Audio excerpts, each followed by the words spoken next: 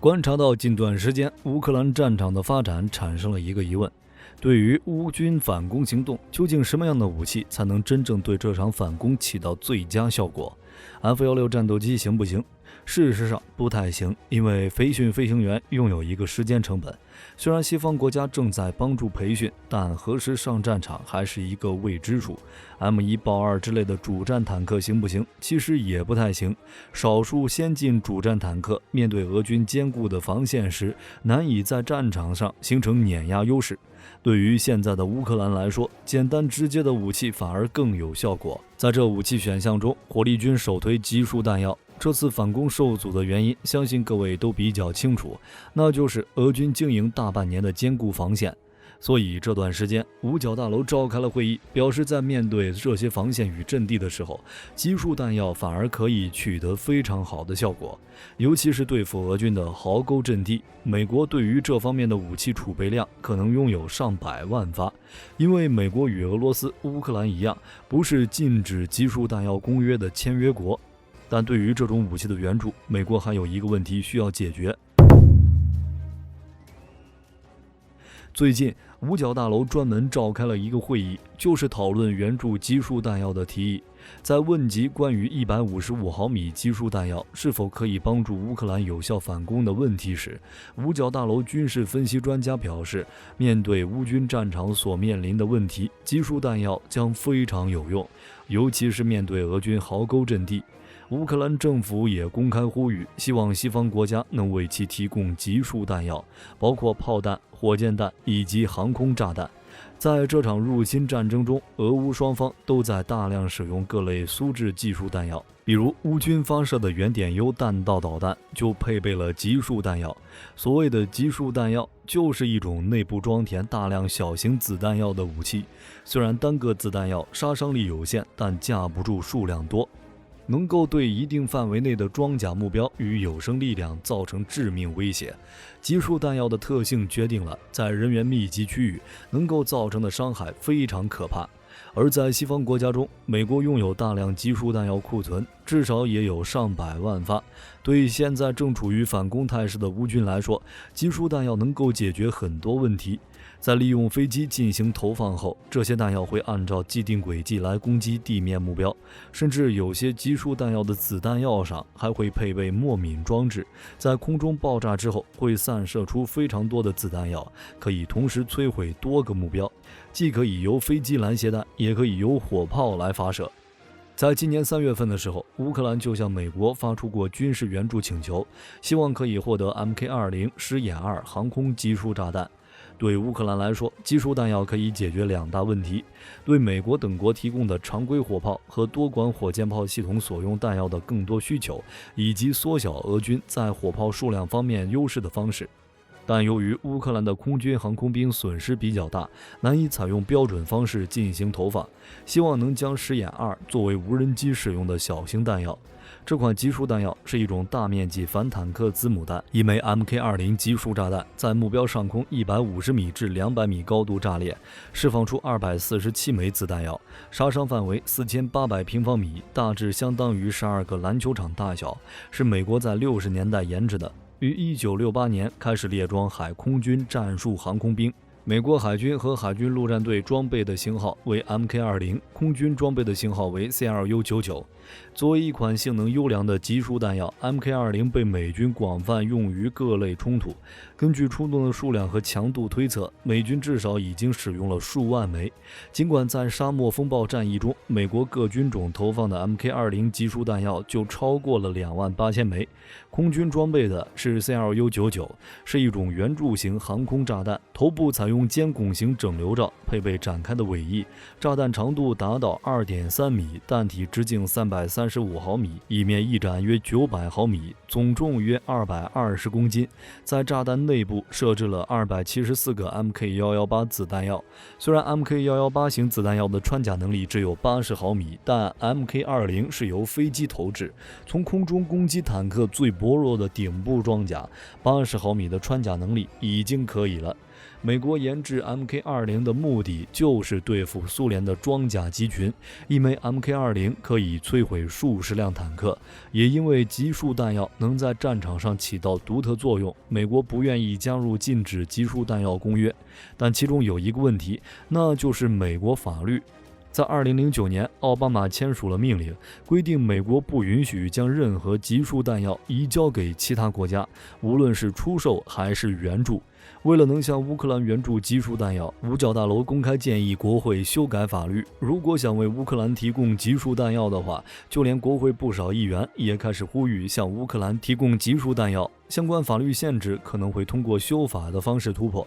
另外，有人提议，由于乌克兰与美国没签署合约，所以在生产上是没有限制的。不过，乌克兰缺少 Mk20集束弹药的发射平台，但如果将 Mk20拆开，单独使用里面的子弹药作为轻型无人机的战斗载荷，似乎是可行的。毕竟乌军在无人机的应用方面已经得心应手。此时，乌军希望获得西方国家的集束弹药，也说明乌军自己适于无人机使用的弹药储备消耗殆尽，所以乌克兰才希望西方国家能够为其提供相关的武器弹药，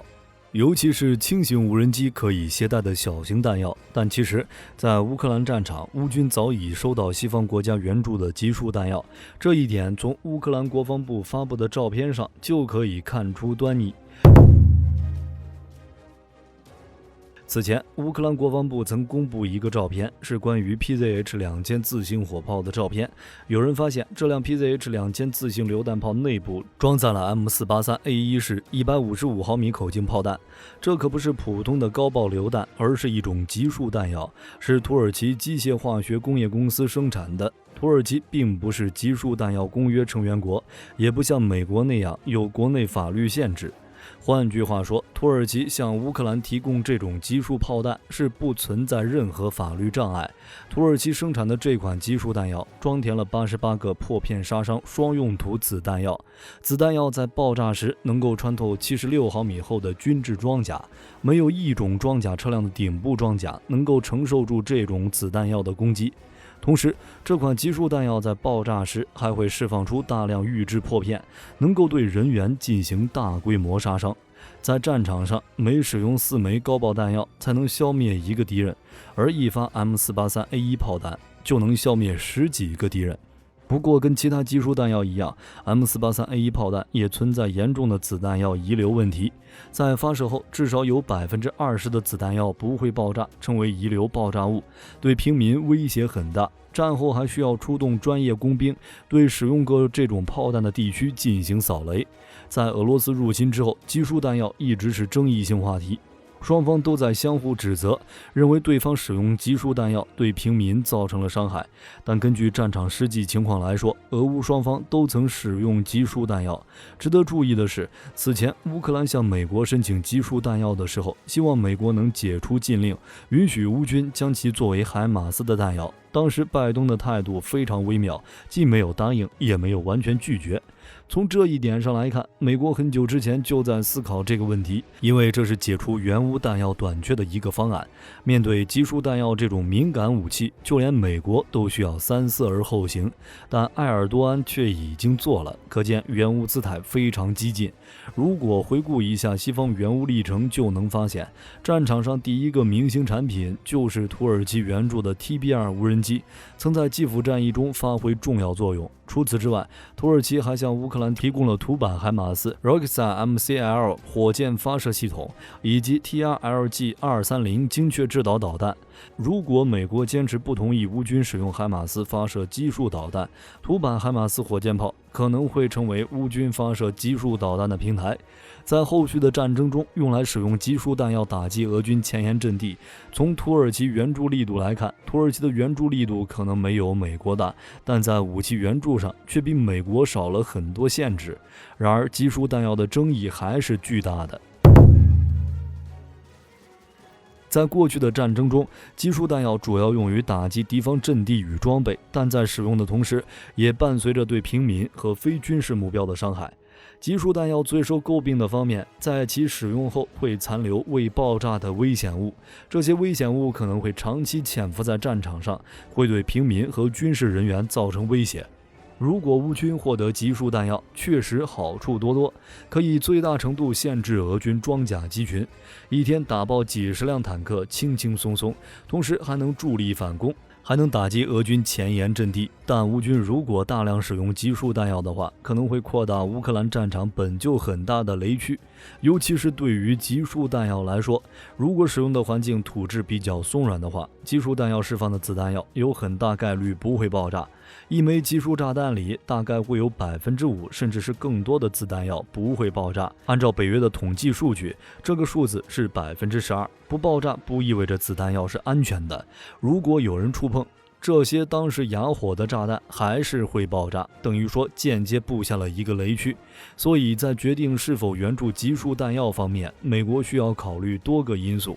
一方面，军事援助可以增强乌克兰的防御能力，帮其反攻俄军，夺回失去的领土。但另一方面，如果美国大量援助集束弹药，国际社会可能会对其进行谴责。集束弹药作为一种既能有效打击敌方目标，又可能对平民构成长期风险的武器，在如何使用方面必须要谨慎思考。除了集束弹药外，美国国会中不少人还继续提议美国向乌克兰提供陆军战术弹道导弹系统。德国国会也提议向乌克兰提供金牛座巡航导弹，因为英国提供的暴风影巡航导弹已经展示了其显著的使用效果。在这方面，有些人认为美国与德国都存在着严重政治顾虑，相较之下，英国就显得比较专业了。在决定是否援助暴风影巡航导弹的问题上，英国首相完全没有进行干预，反而将这个问题交给国防部做出专业判断，怎么对乌克兰有利就怎么来，专业的事交给专业的人来做，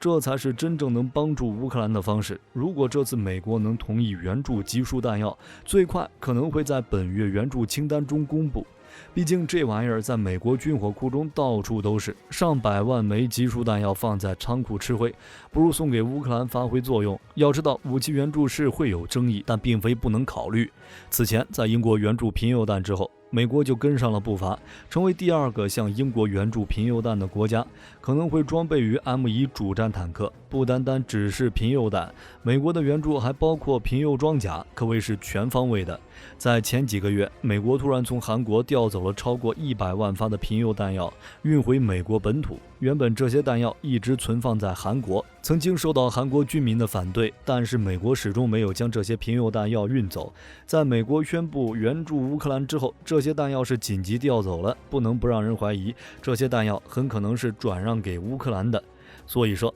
武器援助是没有障碍的，主要还是看美国的态度以及军火库有没有足够的库存。所以集束弹药的援助基本上是板上钉钉的，只是希望能数量多一点，这样才能对俄军阵地造成威胁。但在战后，乌军可能需要出动大量工兵来清除这些未爆炸的子弹药了。你们觉得美国下一个解禁的武器援助会是什么？ F-16什么时候能到达乌克兰呢？好了，本期影片就到这里了，我是火力军，我们下期再见。